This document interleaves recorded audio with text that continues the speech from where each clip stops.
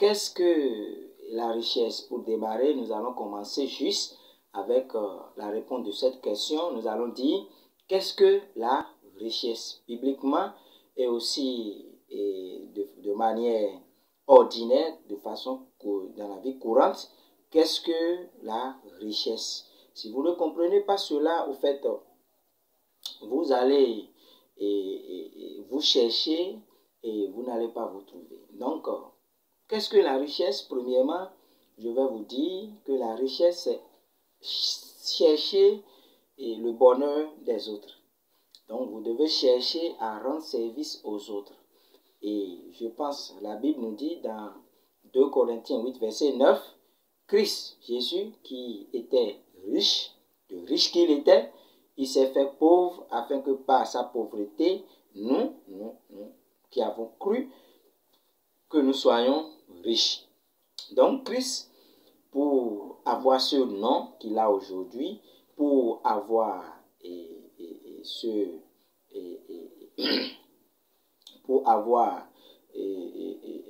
ce grand nom, pour avoir sa place qui est près du Père qu'il a aujourd'hui, il a dû laisser, et de riche qu'il était, il a dû laisser ses richesses, mais il est venu vers les hommes et il nous a rendu service. Le service du salut, il nous a sauvés. Il a sauvé l'âme de tous les vivants.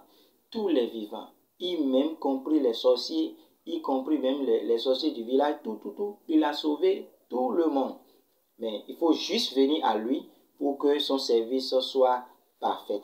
Donc, pour comprendre qu'est-ce que la richesse, il faut savoir qu'il faut rendre service et que Jésus-Christ que nous suivons, il est riche. De riche qu'il était, il s'est fait pauvre afin que par sa pauvreté, nous, toi et moi, nous soyons riches. Mais attention. Je vais marquer une petite pause pour revenir pour vous dire en même temps que la richesse n'a rien à voir avec le salut.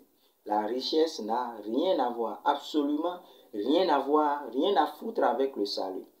Donc, nous sommes sauvés pour être sauvés. Nous ne sommes pas sauvés pour être riches. En fait, nous ne sommes pas sauvés pour être riches. Vous voyez Lazare, il est sauvé. Lazare était dans le royaume des cieux et le riche était en enfer. Donc, nous ne sommes pas sauvés pour être riches. Vous devez mettre ça dans votre tête. Secondo, ce que vous devez mettre encore en tête, c'est que la richesse résulte d'une alliance et résulte aussi d'une décision personnelle. C'est une décision personnelle. Vous devez savoir, même si vous êtes riche sur cette terre, vous pouvez aller au ciel parce que vous êtes sauvés. Vous êtes sauvés. La Bible dit à tous ceux qui croient en son nom, à tous ceux qui croient en Jésus-Christ, qui ont entendu, qui ont cru, il les a donné la capacité, la force de devenir enfants de Dieu, lesquels sont nés non pas selon la chair, mais non pas selon la volonté de l'esprit, mais non pas selon la volonté de la chair, du sang, mais selon la volonté de l'esprit. Donc, la grâce de Dieu est là pour nous sauver. Mais afin d'être riche, afin avoir une renommée, c'est purement une décision et un engagement personnel que vous devez prendre. Et ceux qui pensent que une fois que vous êtes sauvés, il faut prier pour devenir riche, c'est faux. Vous ne pouvez pas prier pour devenir riche, mais vous priez pour avoir l'esprit de la richesse. Je ne bannis pas, je ne suis pas un prophète qui bannit la prière du chemin du succès. Non, vous ne pouvez pas écarter la prière et réussir. Ce n'est pas possible.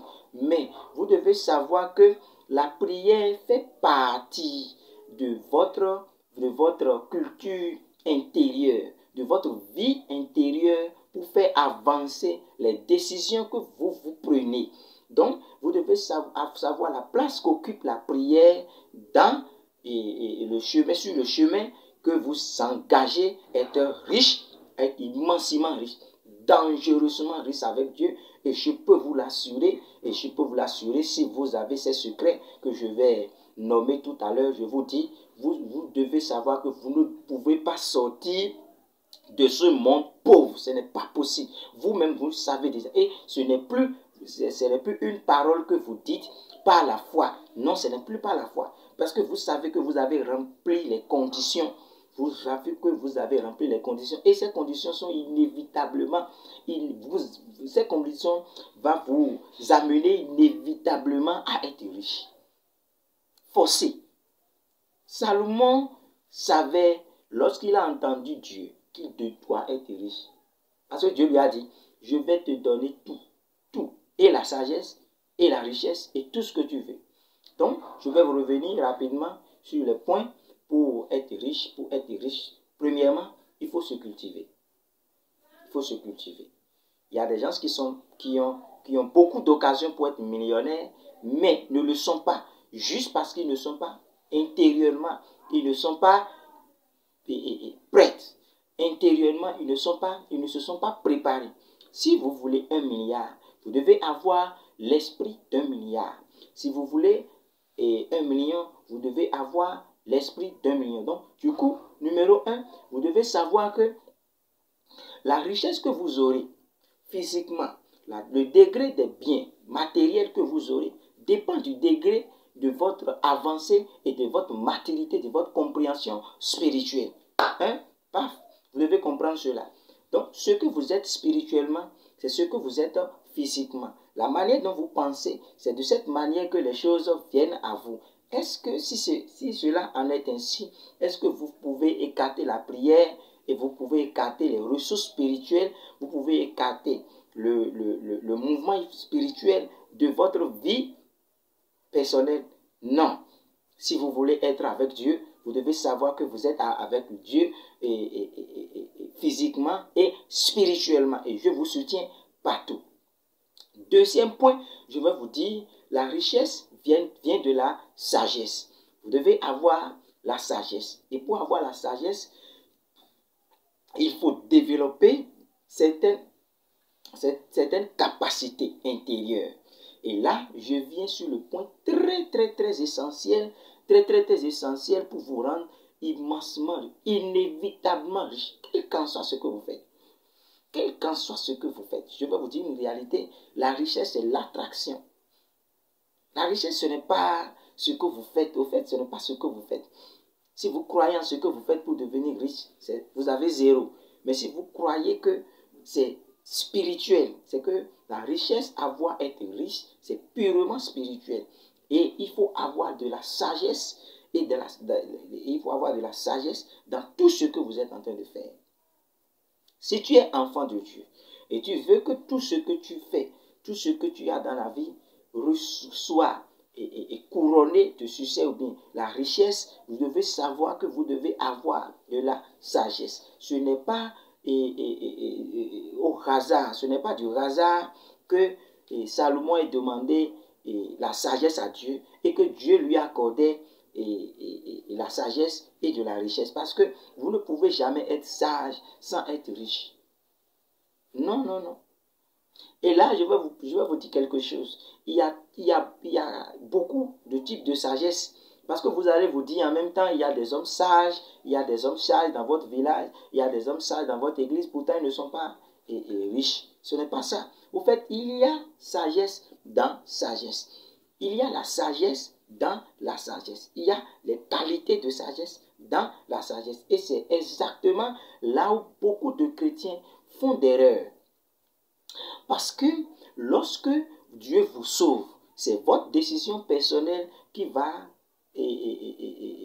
vous mettre sur le chemin de la richesse ou pas. Dieu n'a pas de problème pour vous rendre pauvre ou bien pour vous rendre riche. Mais il a dit certains points dans la Bible qu'il faut juste respecter. Et comme si nous sommes en train de nous placer sur des points, si vous êtes à l'endroit où Dieu veut vous voir, si vous remplissez les conditions, les choses sont déjà faites d'une manière où, lorsque vous remplissez ces conditions, vous êtes automatiquement crédité. Votre richesse est automatiquement libérée. Dieu n'est même plus au courant parce que les anges dirigent cela. Lorsque vous êtes bien positionné, vous faites les choses comme cela se doit. En même temps, vous êtes libéré, vous êtes payé. Dans la vie, c'est comme ça. Et la vie ne vous donne pas ce que vous voulez. La vie ne vous donne pas ce que vous voulez. Si vous voulez quelque chose, là, transformez ce que vous voulez en exigence. Vous devez transformer toutes vos volontés en exigence. Là, vous avez deux lots. Vous avez le lot des volontés, ce que vous voulez être dans la vie, ce que vous voulez être, ce que vous voulez vous voir être dans la vie. Mais secondo, vous devez savoir aller avec la vie. Vous devez savoir aller avec la vie. Comment combattre avec la vie. Donc, vous devez avoir des décisions. C'est que la vie ne va pas vous donner au fait ce que vous voulez, mais ce que vous exigez. Donc, vos volontés, là, vous devez transformer ces volontés. Vous devez le mettre dans le sac des exigences et exiger cela de la vie. Mais pour exiger cela de la vie, juste, vous devez comprendre le chemin de la sagesse et les types de sagesse qui existent. Si vous n'arrivez pas un jour à comprendre la science, vous ne pouvez pas être riche. Parce qu'il faut l'homme riche intérieurement. Je ne parle pas de quelqu'un qui est riche du jour au lendemain. Non, non, non. Quelqu'un qui est riche méthodiquement. Quelqu'un qui a suivi les règles bibliques pour être riche. Vous devez savoir que cette personne, quand vous le voyez, quand vous la voyez, elle est remplie de sagesse. Et elle est remplie aussi de sagesse. Et il y a différents types de sagesse que je vais vous citer tout à l'heure. Je vais même les citer en même temps. Il y a la sagesse naturelle. La sagesse naturelle, vous allez voir que cette personne qui est riche, mais qui possède la sagesse naturelle, en s'entretient. Il s'entretient. Quelqu'un qui est riche de cette façon, il a la sagesse naturelle. La sagesse naturelle, c'est les vertus naturelles. C'est que vous comprenez comment, c'est que je ne vais pas commencer par tout dire ici. Donc, vous savez déjà ce que je mets dans sagesse naturelle. Sagesse naturelle, c'est que la sagesse est bien manger, manger tel fruit, manger comme ça, manger ci, manger ça, ça fait du bien, connaître son groupe sanguin, tout ça là, ça fait partie de sagesse naturelle, c'est naturel. Et nos pères comprenaient tout ça là. Est-ce que vous voyez? Donc, vous devez avoir la sagesse naturelle pour que vous ne mourrez pas après que vous êtes riche. On voit des gens, lorsqu'ils sont riches, ils vont se contenter à entrer dans les bars, se contenter à voyager, à faire ci, à montrer des vidéos qui sont à Dubaï, à montrer des vidéos qui sont tant, parce que juste ce qui les manque, ils ont l'argent, ils ont la science, mais ils n'ont pas la sagesse naturelle. Parce que la sagesse naturelle te dit, ne mange pas telle chose à tel moment, ne mange pas telle chose à tel moment. Tu peux vivre longtemps parce qu'il ne sert à rien d'avoir des milliards et de vite mourir.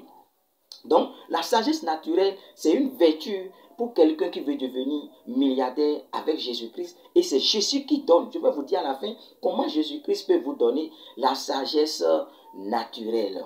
Maintenant, je vais vous dire, ici, il y a la sagesse intellectuelle. Il y a la sagesse intellectuelle.